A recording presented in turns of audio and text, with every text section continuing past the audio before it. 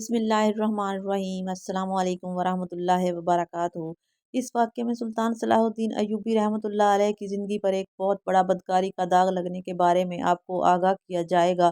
आधी रात का वक्त हो चुका था। सुल्तान सलाहुद्दीन अय्यूबी रहमतुल्लाह अलैह जो कि मुस्तकबिल का सुल्तान था, उस पर एक शारिया नामी लड़की ने बदकारी का इल्ज़ाम लगाया था। काजी इब्न अरसून जो कि सुल्तान सलाहुद्दीन अय्यूबी रहमतुल्लाह अलैह का उस्ताद भी था, सुबह इस मुकदमे को सुनने वाला था। ये इल्ज़ाम एक आम इंसान पर नहीं बल्कि एक बासलाहियत और बाकिरदार इंसान नजमुद्दीन अय्यूब के बेटे सलाहुद्दीन अय्यूबी रहमतुल्लाह अलैह पर एक लड़की ने लगाया था।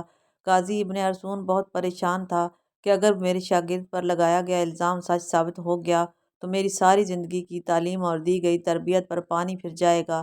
काजी ने वज़ू किया और जाए नमाज पर अल्लाह के हुजूर सजदे में गिर गया और दुआ करने लगा, ऐ मेरे मालिक, तेरे बाकिरदार और नेक बंदे पर मुश्किल वक्त आ पड़ा है, तू इसकी अपनी गैबी मदद फरमा। बेशक तू ही इज़्ज़त देने वाला और तू ही ज़िल्लत देने वाला है।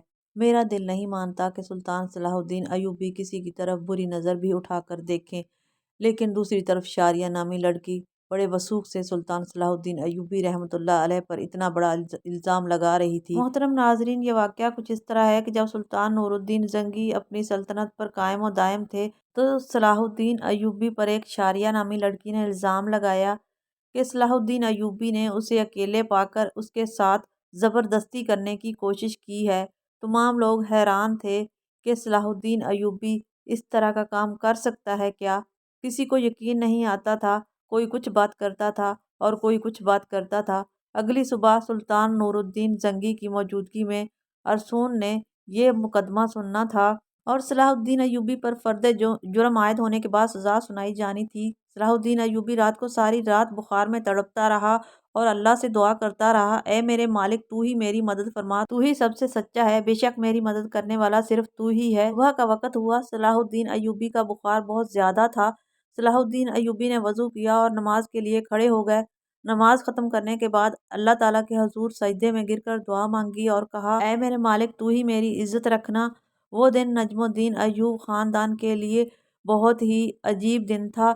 लोग बड़ी बेताबी से उस लम्हे का इंतज़ार कर रहे थे कि जब सुल्तान नूरुद्दीन जंगी की मौजूदगी में काजी इब्ने अरसून इस मुकदमे को सुनेंगे। सलाहुद्दीन अय्यूबी के साथ क्या होने वाला है, क्योंकि उस वक्त भी कुछ लोग नूरुद्दीन जंगी के खिलाफ थे जबकि कुछ लोग सुल्तान नूरुद्दीन जंगी के साथ थे।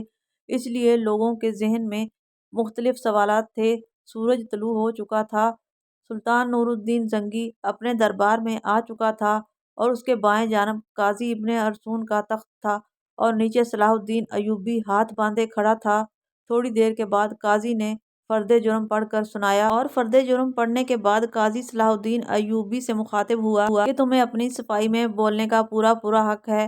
काजी की बात ख़त्म होते ही सुल्तान सलाहुद्दीन अय्यूबी रहमतुल्लाह अलैह काजी से मुखातिब होते हुए कहा, काजी साहब, जिस लड़की को मैंने देखा तक नहीं, उसके साथ कुछ बुरा करने के बारे में सोच भी कैसे सकता हूँ। ये सुनते ही काजी साहब ने हुक्म दिया कि शारिया नामी लड़की को हाजिर किया जाए।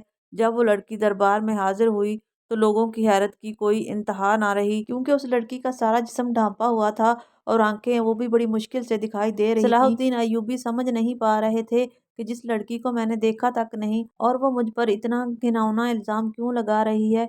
मुझसे आखिर ऐसी कौन सी गलती सरजद हुई जो इस लड़की ने मुझ पर इतना बड़ा इल्ज़ाम लगा दिया। काजी अरसून शारिया नामी लड़की से मुखातिब हुआ और पूछा, बताओ सलाहुद्दीन अय्यूबी ने तुम्हारे साथ क्या किया? तो उस लड़की ने कहा कि मैं अपना बयान पहले दे चुकी हूँ, मजीद ऐसी बातें करके मैं अपनी मजीद इज्जत ख्वार नहीं करना चाहती। बुखार बहुत ज्यादा तेज होने की वजह से सलाहुद्दीन अय्यूबी का चेहरा जर्द हो गया था और हाथ कांप रहे थे, जुबान पर भी लर्जा तारी था। देख कर मजमे को ये लग रहा था कि सलाहुद्दीन अय्यूबी बेकसूर नहीं है।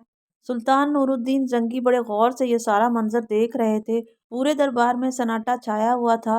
लोग बड़े गौर से सलाहुद्दीन अय्यूबी और उस लड़की की बातों को सुन रहे थे। सलाहुद्दीन अय्यूबी ने उस लड़की से कहा कि क्या तुम्हें अपने रब से डर नहीं लगता कि तुम एक बेकसूर इंसान पर इतना बड़ा इल्ज़ाम लगा रही हो। लोग समझ रहे थे कि सुल्तान नूरुद्दीन जंगी का भतीजा होने की वजह से सलाहुद्दीन अय्यूबी अगर मुजरिम करार भी दिया गया तो सज़ा से बच जाएगा। सलाहुद्दीन अय्यूबी ने काजी से कहा कि जब हम किसी भी मसले का हल नहीं निकाल पाते तो हम फिर अपने अल्लाह की तरफ रुजू करते हैं, और मैं भी इस लड़की को कहता हूँ, अगर ये अल्लाह को हाजिर नाजर जान कर अल्लाह की कसम खाकर ये कह दे کہ اس کا الزام سچا ہے، میں وہ گناہ بھی قبول کر لوں گا جو مجھ سے سرزد بھی نہ ہوا۔ یہ سنتے ہی وہ لڑکی صلاح الدین ایوبی کو بغور دیکھنے لگی۔ وہ صلاح الدین ایوبی کی حالت سمجھ چکی تھی۔ تھوڑی دیر بغور دیکھنے کے بعد لڑکی چیخ چیخ کر رونے لگی اور کہا، میں تمام مجمع کے سامنے اللہ کو حاضر ناظر جان کر کہتی ہوں کہ صلاح الدین ایوبی بے قصور ہیں، سارا گناہ میرا ہے۔ یہ سن کر سارا مجمع حیران ہو گیا اور اس لڑکی کے چند الفاظ نے مقدمے کو الٹا کر دیا۔ اتنے میں سلطان نور الدین زنگی دہشت سے اپنی کرسی سے اٹھا، اس لڑکی کو کہا کہ کیا تمہیں پتہ ہے کہ الزام تراشی کی تمہیں کتنی بڑی سزا مل سکتی ہے؟ تو اس نے کہا، ہاں مجھے معلوم ہے کہ مجھے اس کی کتنی بڑی سزا ملے گی۔ اس کے بعد قاضی نے شاریہ سے پوچھا کہ ایسی کیا وجہ تھی کہ تو نے صلاح الدین ایوبی پر اتنا گھناؤنا الزام لگایا؟ تو اس لڑکی نے اپنی آنکھیں جھکا لیں، لیکن جب سلطان نور الدین زنگی رحمۃ اللہ علیہ نے لڑکی کی طرف دیکھا تو اس لڑکی نے کہا، اے میرے سلطان، میں جانتی ہوں کہ مجھ سے بڑا گناہ ہو گیا ہے، شاید جس کی تلافی بھی ناممکن ہے، کیونکہ جو داغ صلاح الدین ایوبی کے کردار پر لگا ہے وہ شاید میں چاہتے ہوئے بھی نہ مٹا سکوں، لیکن یہ سب کام کرنے کے لیے میں مجبور تھی۔ سلطان نور الدین زنگی نے پوچھا، بتاؤ تمہیں اس کام کے لیے کس نے مجبور کیا؟ تو شاریہ نامی لڑکی نے امیر ابن مرقوم کی طرف اشارہ کرتے ہوئے کہا کہ اس عالی مرد امیر نے مجھے یہ سب کرنے کے لیے مجبور کیا۔ یہ سنتے ہی تمام درباری امیر ابن مرقوم کو ملامت اور غصہ کی نظروں سے دیکھنے لگے۔ امیر ابن مرقوم اپنی جگہ سے اٹھا، بڑے دبدبے کے ساتھ کہنے لگا، یہ لڑکی جھوٹ بول رہی ہے، میں صلاح الدین کی طرح اس کو جانتا تک نہیں۔ نور الدین زنگی نے کہا کہ کل معلوم ہو جائے گا کہ کون بے گناہ ہے اور کون گناہ گار۔ اس کے بعد سلطان نور الدین زنگی نے شاریہ نامی لڑکی کو اپنے کمرے میں بلایا اور پوچھا کہ بتاؤ اصل ماجرا کیا ہے؟ لڑکی نے کہا کہ ایک جنگ میں میرے ماں باپ مارے گئے اور میں اس ظالم امیر ابن مرقوم کے ہاتھ لگ گئی تھی۔ یہ مجھ پر بے انتہا ظلم کرتا تھا، بے حد تشدد کرتا تھا اور شاہی کنیز کے جانچ کرنے کے بعد اس لڑکی کی پیٹھ پر کوڑوں کے نشان بھی دکھائی دیے گئے۔ اور ادھر سلطان نور الدین زنگی کے خاص جاسوسوں نے شاریہ اور امیر ابن مرقوم کے بارے میں تمام معلومات اکٹھی کر لیں اور ان کے آپس کے تعلق کو سلطان کے سامنے بے نقاب کر دیا۔ یہ دیکھ کر سلطان نے اگلے دن پورے مجمع کو ایک جگہ پر اکٹھا ہونے کی دعوت دی۔ یہ دعوت اس لیے تھی کہ قاضی ابن مرقوم کی سزا لوگوں کے سامنے دکھا سکے۔ یہ تمام لوگ بڑی بڑی دور سے امیر ابن مرقوم کی حالت دیکھنے کے لیے آئے۔ جب اس کو میدان میں لایا گیا تو سخت زنجیروں میں جکڑا ہوا تھا، لوگ اس کو ملامت کی نظروں سے دیکھ رہے تھے۔ شریعت کے مطابق اسے 70 کوڑے مارے گئے اور اس کے بعد سلطان نور الدین زنگی نے اس کی تمام جائیداد ضبط کر لی، اس سے شاہی عہدہ بھی لے لیا اور اس کی تمام جائیداد سلطان صلاح الدین ایوبی رحمۃ اللہ علیہ کو دینے کی دعوت دی۔ لیکن صلاح الدین ایوبی نے یہ کہتے ہوئے ٹھکرا دیا کہ میں کسی کا مال اپنے حصے میں رکھ کر غاصب نہیں بننا چاہتا، اور اس طرح صلاح الدین ایوبی کی اللہ تعالیٰ نے غیبی مدد کی اور اس کے وجود پر لگا یہ بدکاری کا داغ دودھ کی طرح دھل گیا۔ بے شک اللہ تعالیٰ اپنے بندوں کی مدد فرماتا ہے۔ جو انسان گناہ بدکاری زنا سے بچتا ہے تو اللہ تعالیٰ اس کی مدد فرماتا ہے، اور جس کا کھلم کھلا واقعہ قرآن شریف میں موجود ہے۔